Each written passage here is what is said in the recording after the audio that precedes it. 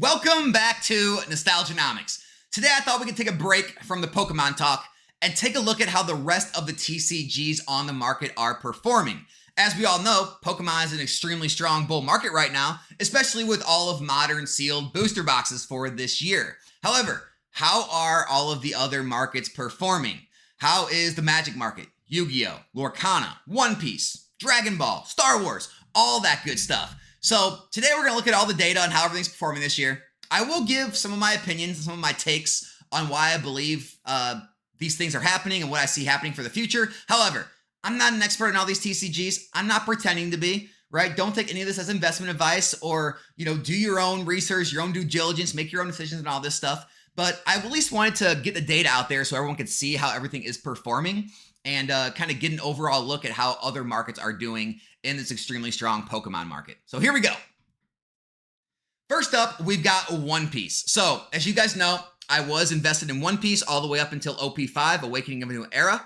I liked the IP. I liked the card game. I liked everything about it other than Bandai being the company printing it. But I took a chance on it, and I did extremely well on One Piece. Now, by the time Awakening of a New Era came out, One Piece was in full-scale hype beast mode.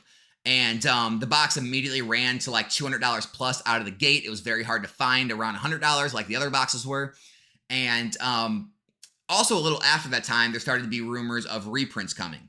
And I knew right then and there it was time to get out because it was Bandai doing Bandai things. If one company can destroy an IP, it's Bandai, right? They've done it with Dragon Ball. They've done it with Digimon. They've done it with a bunch of different companies. And I was like, well, they're going to reprint this one to the ground now. I better get out while I can. Who knows what's going to happen, but I'd rather be safe than sorry. So I did sell off all of my One Piece investments earlier this year. But for all of you, those that are still in it, I don't think it's dead. I don't think it's going to zero. And I'll give my take on it. So first up, Romance Dawn OP1. This was the Wave 1 blue bottom. I do still hold one of these boxes, and it's doing well. Lowest list is $940. We can see it actually is selling for around $900.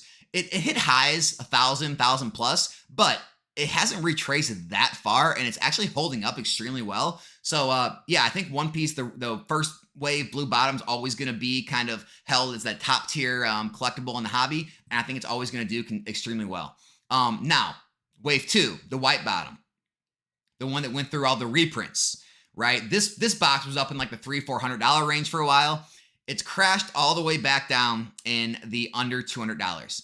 It's back to, right now it's even gone lower. It's actually around the lows that it's ever been, even after the reprint was initially announced or came. And so it hasn't really seen a lot of movement since. And so not doing great on the Wave 2. Now, depending on when you got in, you could be doing well, but I think a lot of people got into One Piece after the kind of the hype built up, and a lot of people probably are down on this or even sold at a loss by now. Paramount War, same thing. I sold my boxes up at around $350. As you can see, it actually ran up all the way to like the $390, $95, almost $400 range. And then the reprints came and it absolutely got clobbered down to like under $150. And now it's stabilized around $160 to $170. It's kind of went stagnant ever since the reprint. And we're going to see the same kind of story for a lot of these sets, right? Pillars of Strength. It ran up, saw highs in the mid 200s and it's fallen all the way back now around $170 a box. Kingdoms of Intrigue, OP4, same type of thing. It ran up to near $200 and it's been falling back and going stagnant around the 160 to 170 mark. And Awakening of a New Era, one of the most popular sets ever created in One Piece, ran all the way up to over $300. And then after the reprint, got knocked down all the way into the low 100s. And now it has recovered up to 170s. But I want you to look at something. Look, 170, 397, 165, 69 plus 1 shipping, 170, and 160, 69 plus 699 shipping. They've all kind of consolidated in that 170 price point, which tells me that's kind of all the market is willing to pay. The market doesn't want to pay $200 plus for these boxes anymore. And the reason this has happened, even one Romance Dawn is under 200 now. The reason I believe this has happened, all right, is because the hype has come down, right? No one's making the free tendies. Everything's going to the moon out the gate. There's free money being sloshed around. All you got to do is buy it at release or pre-release, and you immediately make money. Those times are gone, right? The same time, you had a lot of product hit the market, a lot of reprints, which Bandai does, which hurt the market. Now, what that did is a lot of the investors that were kind of in it, but like really they invest in other TCGs, they were just kind of making, making plays on it, like me. It washed them out, right? Me, I mean, I took my money and left, and I don't really know if I want to invest in One Piece long term. I'd rather be in Pokemon or something else. And other people got hurt, right? They got in during the hype and they bought in these boxes way too high. They got dropped on them and they said, I'm not going to hold and wait for them to recover. I'm just going to take my losses. I'm done with One Piece. So I think those are a lot of the reasons that it's struggling right now. I don't think it's like dead or the brand done for the, as a whole, but I do think that's why it's struggling. And you're going to see it struggling with these newer sets, right? Wings of the Captain, OP6, $95 box, right? 500 years in the future, $85 box, okay? Two legends, $95 box. Now, this is not terrible, right? This is kind of the norm for TCGs, right? They come out of the gate, high pre-release, high release, and they fall off after release. Nothing wrong with that. There's nothing that shows me any of these sets are like the end of One Piece. It's just showing that the supply has finally caught up with the demand, and now it's a normalized market. You're not going to see those things going to the moon, the free attendees anymore. Now, there is one set that's doing pretty well. It's this Memorial Collection, EB01, like a specialty set. It's actually doing very well this year. In the last 3 months, it's actually up from the mid-teens all the way up to $140, $150 a box almost. So for the year, it saw a spike and then came back down. But for the year, I mean, you could have bought into the teens. You could have bought into the teens just a little bit ago, and it is doing pretty well. So you're probably up 20, 30% of your money on this one, depending on when you got in. But I do like that box. It's doing well. But One Piece as a whole, it's a question mark. I do not have a strong opinion either way. I wish everyone the best in it.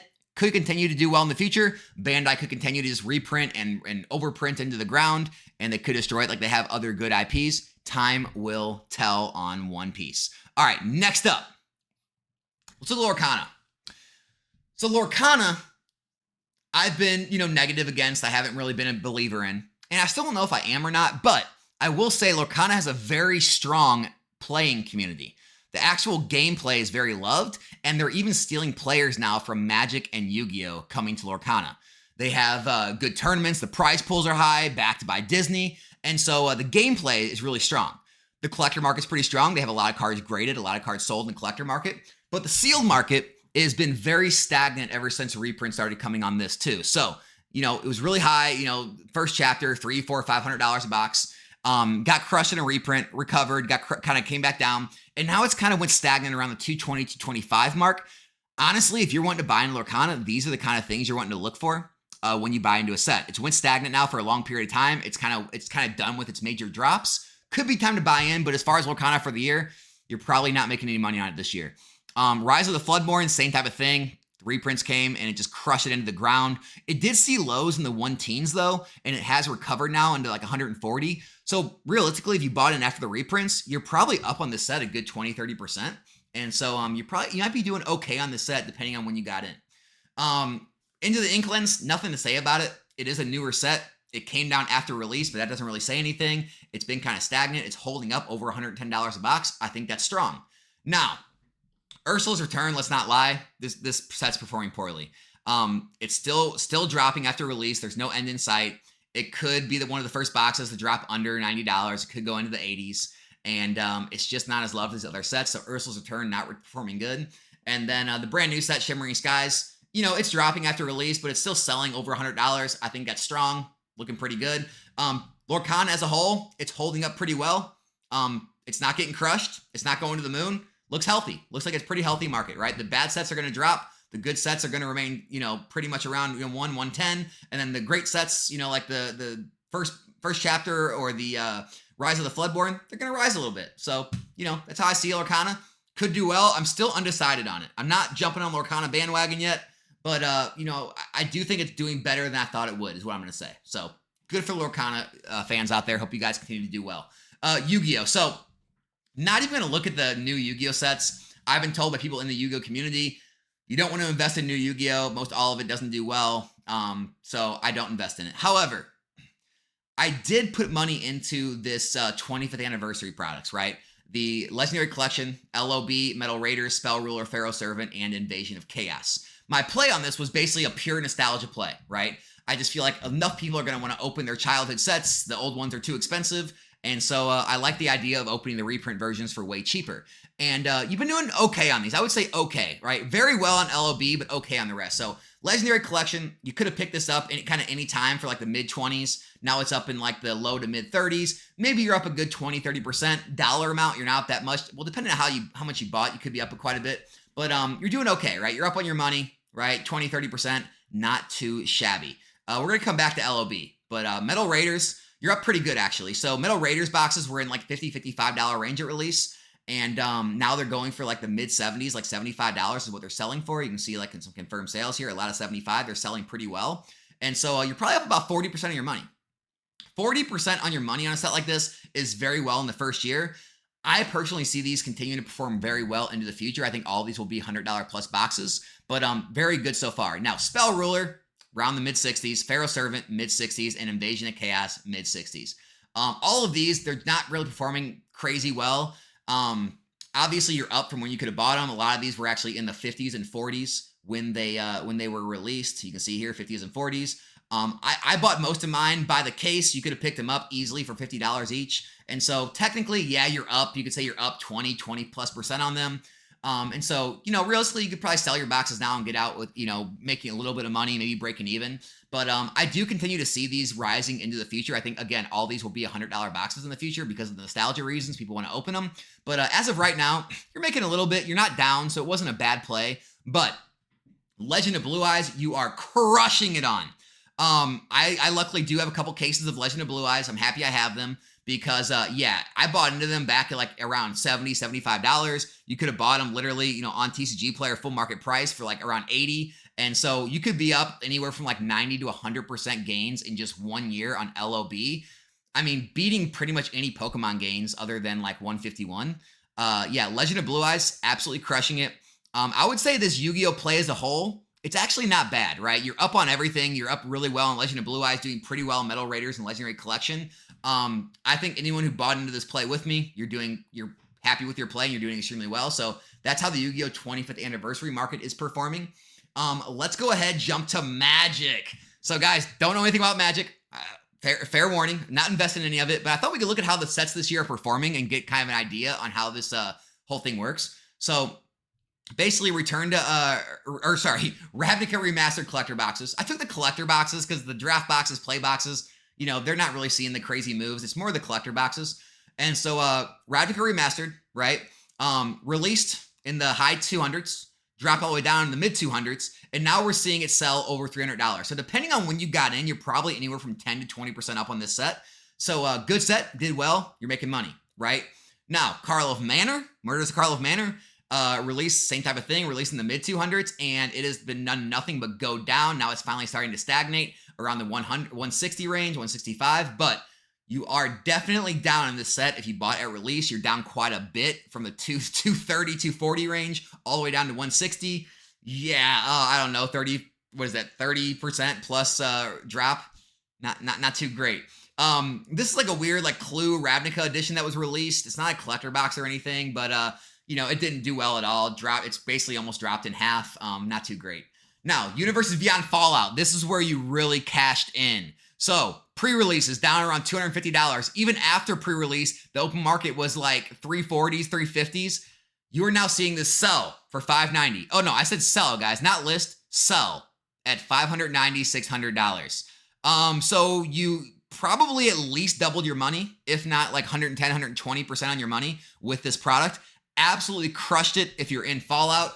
Congratulations to all of you who vested in that. Modern Horizons 3 was one of those boxes where it was hyped up too much at release. So it got released way too high in like the 400s and it has dropped ever since. Now it's in like the high 300s. So you're probably down a good 20% plus on that one. Not too good. Assassin's Creed, another one, hasn't performed well. Pre-released up in the high 200s. Now it's down in the low 200s. You're probably down a good 20-30% on that one too. Bloomborough, same thing. It's been dropping ever since release. Pre-release in the mid 200s. Now it's down to like 220, 225, down about 10% there. And then we have Duskmourn about to come out. It's looking like it's going to follow that same pattern. It is down from pre-release prices. It looks like it's probably going to get released and continue down on that as well. So what we take from the Magic the Gathering collector box market is, if it's not a good set that people like, that people want to buy and open and collect, it's not going to do well. You're going to lose money. But if you hit home runs like Fallout, you're going to make an absolute killing, right? Or, Ravnica Remastered is doing all right. But overall, it looks like it's kind of a gamble buying at release.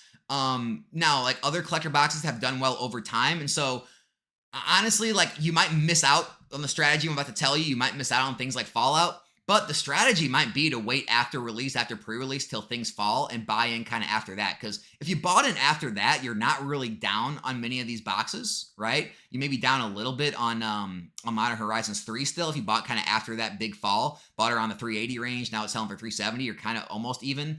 Fallout, you kind of bought after this and you're still kind of down there. And it just kind of seems like that might be the play, is to wait after release, after that big fall, that big collapse, and buy in after that. However, you will miss things like Fallout doing it that way. So it's really hard to tell how to play this market. It's kind of a gamble, but when the gamble pays off, it shows it pays off big. I mean, this beats any Pokemon gains that we've seen this year. We're talking 100 plus gains on Fallout. So want to take the gamble? Go for it, right? All right, a couple more here, guys. Star Wars. So if you guys remember when Star Wars came out, the hype was unreal, right? These jumped from like 90s and 80s a box all the way up to like 250. You couldn't find them anywhere. They were sold out everywhere, and the supply was so low, right? Since then, they've drifted down a little bit. We're starting to see them sell like somewhere around $195, $200. That hype is kind of worn off. The demand is not as much as they thought, and you really see that in the new boxes. So the new boxes, guys, they were not easy to get as well.